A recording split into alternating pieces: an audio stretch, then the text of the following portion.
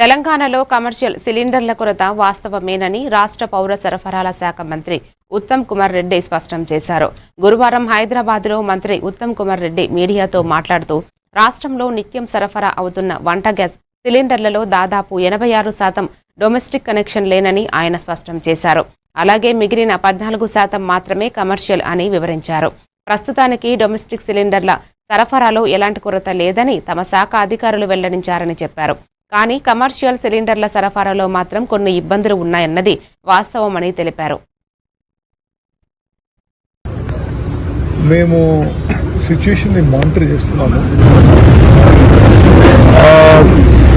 ఈరోజు పరిస్థితి కూడా గమనిస్తున్నాము. తెలంగాణ రాష్ట్రంలో 86% డొమెస్టిక్ సప్లై ఉంది, 14% కమర్షియల్ సప్లై ఉంది. ఈ 86% డొమెస్టిక్ సప్లైకి ఇప్పటివరకైతే ఇబ్బంది లేదు. కమర్షియల్ సప్లైలో అక్కడక్కడ మాకు కొన్ని ప్రాబ్లమ్స్ మా దృష్టికి వచ్చాయి.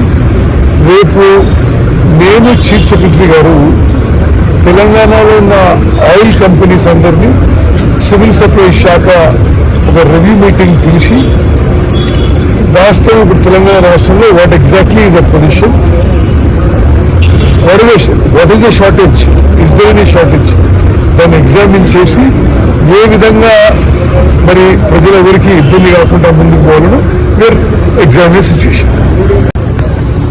మేము సిచ్యుయేషన్ ని మానిటర్ చేస్తున్నాము.